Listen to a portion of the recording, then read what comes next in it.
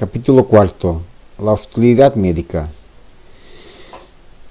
Don Juan Sánchez había llegado a Alcolea hacía más de 30 años de maestro cirujano. Después, pasando unos exámenes, se llegó a licenciar. Durante bastantes años estuvo, con relación al médico antiguo, en una situación de inferioridad, y cuando el otro murió, el hombre comenzó a crecerse y a pensar que ya él tuvo que sufrir las chinchorrerías del médico anterior. Era lógico que el que viniera sufriera las suyas. Don Juan era un manchego apático y triste, muy serio, muy grave, muy aficionado a los toros. No perdía ninguna de las corridas importantes de la provincia y llegaba a ir hasta las fiestas de los pueblos de la Mancha Baja y de Andalucía. Esta afición bastó a Andrés para considerarle como un bruto. El primer rozamiento que tuvieron Hurtado y él fue por haber ido Sánchez a una corrida de Baeza. Una noche llamaron a Andrés del Molino de la Estrella, un molino de harina que se hallaba a un cuarto de hora del pueblo. Fueron a buscarle en un cochecito. La hija del molinero estaba enferma.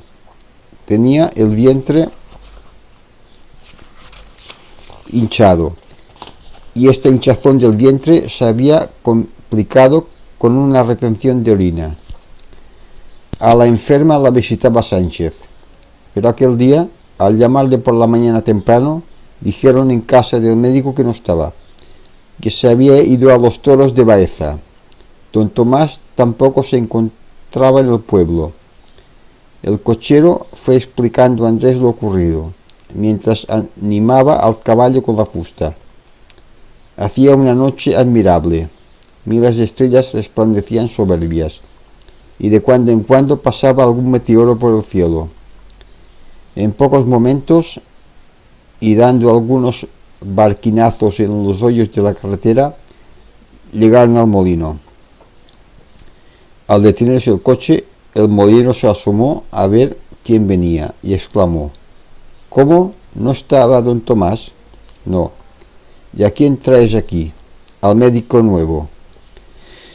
El molinero iracundo comenzó a insultar a los médicos. Era hombre rico y orgulloso, que se creía digno de todo. Me han llamado aquí para ver a una enferma, dijo Andrés fríamente. ¿Tengo que verlo o no? Porque si no me vuelvo. Ya. ¿Qué se va a hacer? Suba usted. Andrés subió una escalera hasta el piso principal y entró detrás del molinero en un cuarto en donde estaba una muchacha en la cama y su madre cuidándola.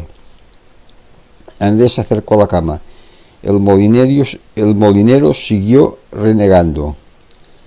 Bueno, cállese usted, le dijo Andrés. Si quiere usted que reconozca a la enferma. El hombre se calló.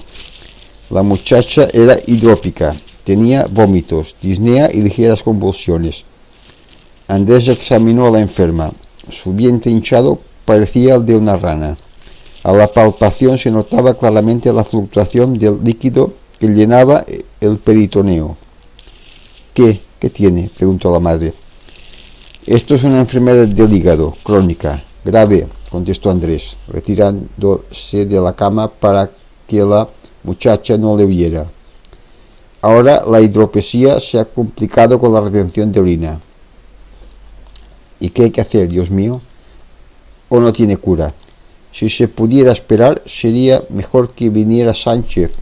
Él debe conocer la marcha de la enfermedad. ¿Pero se puede esperar?, preguntó el padre con voz colérica. Andrés volvió a reconocer a la enferma. El pulso estaba muy débil. La insuficiencia respiratoria, probablemente resultado de la absorción de la urea en la sangre, iba aumentando. Las convulsiones se sucedían con más fuerza. Andrés tomó la temperatura. No llegaba a la normal. No se puede esperar, dijo Hurtado, dirigiéndose a la madre. ¿Qué hay que hacer?, exclamó el molinero. Obre usted. Habría que hacer la punción abdominal, repuso Andrés, siempre hablando a la madre. Si no quieren ustedes que la haga yo. Sí, sí, usted. Bueno, entonces iré a casa, cogeré mi estuche y volveré. El mismo molinero se puso al pescante del coche. Se veía que la frialdad desdeñosa de Andrés le irritaba. Fueron los dos durante el camino sin hablarse. Al llegar a su casa, Andrés bajó, cogió su estuche, un poco de algodón y una pastilla de sublimado. Volvieron al molino. Andrés animó un poco a la enferma, jabonó y friccionó la piel en el sitio de elección y hundió el trocar en el vientre abultado de la muchacha. Al retirar el trocar y dejar la cánula, manaba el agua verdosa llena de serosidades como de una fuente a un barreño. Después de vaciarse el líquido, Andrés pudo sondar la vejiga y la enferma comenzó a respirar fácilmente. La temperatura subió enseguida por encima de lo normal. Los síntomas de la uremia iban desapareciendo. Andrés hizo que le diera leche a la muchacha, que quedó tranquila. En la casa había un gran regocijo. No creo que esto haya acabado, dijo Andrés a la madre. Se reproducirá probablemente. ¿Qué cree usted que debíamos hacer?, preguntó ella humildemente. Yo, como ustedes, iría a Madrid a consultar con un especialista. Hurtado se despidió de la madre y de la hija. El molinero montó en el pescante del coche para llevar a Andrés al Alcolea. La mañana comenzaba a sonreír en el cielo. El sol brillaba en los viñedos y en los olivares. Las parejas de mulas iban a la labranza y los campesinos de negro, montados en las ancas de los borricos, le seguían. Grandes bandadas de cuervos pasaban por el aire. El molinero fue sin hablar en todo el camino. En su alma luchaban el orgullo y el agradecimiento. Quizá esperaba que Andrés le dijera la palabra, pero este no despegó los labios. Al llegar a casa bajó del coche y murmuró: «Buenos días». «Adiós». Y los dos hombres se despidieron como dos enemigos. Al día siguiente, Sánchez se le acercó a Andrés, más apático y triste que nunca. «Usted quiere perjudicarme», le dijo. Sé por qué dice usted eso», le contestó Andrés, «pero yo no tengo la culpa. He visitado a esa muchacha porque vinieron a buscarme y la operé porque no había más remedio, porque se estaba muriendo». «Sí, pero también le dijo usted a la madre que fuera a ver a un especialista de Madrid, y eso no va en beneficio de usted ni en beneficio mío». Sánchez no comprendía que este consejo lo hubiera dado Andrés por probidad, y suponía que era por perjudicarle a él. También creía que por su cargo tenía un derecho a cobrar una especie de contribución por todas las enfermedades del Alcolea. Que el tío fulano cogía un catarro fuerte, pues eran 6 visitas para él. Que padecía un reumatismo, pues podían ser hasta 20 visitas. El caso de la chica del molinero se comentó mucho en todas partes e hizo suponer que Andrés era un médico conocedor de procedimientos modernos. Sánchez, al ver que la gente se inclinaba a creer en la ciencia del nuevo médico, emprendió una campaña contra él. Dijo que era hombre de libros, pero sin práctica alguna, y que además era un tipo misterioso, del cual no se podía uno fiar. Al ver que Sánchez le declaraba la guerra francamente, Andrés se puso en guardia. Era demasiado escéptico en cuestiones de medicina para hacer imprudencias. Cuando había que intervenir en casos quirúrgicos, enviaba al enfermo a Sánchez, que como hombre de conciencia bastante elástica, no se alarmaba por dejarle a cualquiera ciego o manco. Andrés casi siempre empleaba los medicamentos a pequeñas dosis.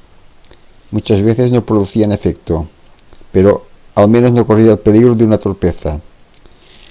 No dejaba de tener éxitos, pero él se confesaba ingenuamente a sí mismo que a pesar de sus éxitos no hacía casi nunca un diagnóstico bien. Claro que por prudencia no aseguraba los primeros días nada, pero casi siempre las enfermedades le daban sorpresas. Una supuesta pleuresía aparecía como una lesión hepática. Una tifoidea se le transformaba en una gripe real. Cuando la enfermedad era clara, una viruela o una pulmonía, entonces la conocía él y la conocían las comadres de la vecindad y cualquiera. Él no decía que los éxitos se debían a la casualidad, hubiera sido absurdo, pero tampoco los lucía como resultado de su ciencia. Había cosas grotescas en la práctica diaria. Un enfermo que tomaba un poco de jarabe simple y se encontraba curado de una enfermedad crónica del estómago. Otro que con el mismo jarabe decía que se ponía a la muerte. Andrés estaba convencido de que en la mayoría de los casos una terapéutica muy activa no podía ser beneficiosa más que en manos de un buen clínico. Y para ser un buen clínico era indispensable, además de facultades especiales, una gran práctica. Convencido de esto, se dedicaba al método expectante. Daba mucha agua con jarabe. Ya le había dicho confidencialmente al boticario: usted cobre como si fuera quinina. Este escepticismo en sus conocimientos y en su profesión le daba prestigio. A ciertos enfermos les recomendaba los preceptos higiénicos, pero nadie les hacía caso. Tenía un cliente, dueño de unas bodegas, un viejo artrítico que se pasaba la vida leyendo folletines. Andrés le aconsejaba que no comiera carne y que anduviera. Pero si me muero de debilidad, doctor, decía él, no como más que un pedacito de carne, una copa de jerez y una taza de café. Todo esto es malísimo, decía Andrés. Este demagogo que negaba la utilidad de comer carne indignaba a la gente acomodada y a los carniceros. Hay una frase de un escritor francés que quiere ser trágica y es enormemente cómica. Es así: desde hace 30 años no se siente placer en ser francés. El vinatero artrítico debía decir: desde que ha venido este médico no se siente placer en ser rico. La mujer del secretario del ayuntamiento, una mujer muy remilgada y redicha, quería convencer a Hurtado de que debía casarse y quedarse definitivamente en Alcolea. Ya veremos, contestaba Andrés.